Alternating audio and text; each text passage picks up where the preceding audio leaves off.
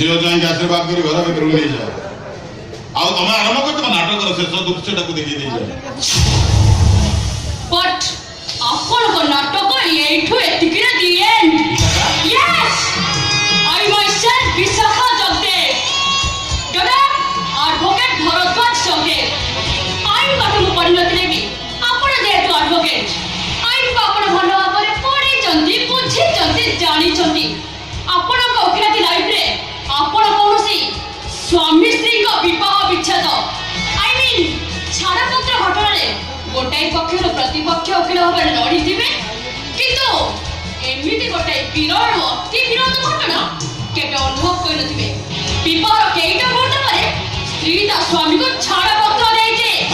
Right ନାଉ ମୁଁ ମୋ ସ୍ୱାମୀକୁ ଅଯୋଗ୍ୟ ଘୋଷଣା କରି ତାଙ୍କୁ ଡିଭୋର୍ସ ଦଉଛି। ମୁଁ ଜାଣିଥିଲି ଏମିତି ଗୋଟାଏ ଘଟଣା ଘଟିବ ବୋଲି। ବାପର କର୍ତ୍ତବ୍ୟ କରିସାରିଛନ୍ତି, ଝିଅର ସଂସାରକୁ ନେଇ ପ୍ରଶ୍ନ କରିବା ରାଇଟ୍ ଆପଣଙ୍କର ନାହିଁ। ଏ ମତାଚିନ୍ଦ୍ର ବୋଝ କହିନି ମତାଚିନ୍ଦ୍ର ବୋଝ। ମୁଁ ବୁଝିପାରିବିନି। ସିନ୍ଦୁର ମାନେ ମତେ ବୁଝିଛି। ସିନ୍ଦୁର ଗୋଟିଏ ଶପଥ, ଗୋଟିଏ ସ୍ୱୀକାର, ଗୋଟିଏ ସ୍ୱୀକୃତି। ଓ ସିନ୍ଦୁରର ମାନେ ତାର ତୁ ଏଇଆ ବୁଝିଛୁ। ଠିକ ଅଛି, ତୁ ନ ବୁଝିଲେ ମୁଁ ନିଜେ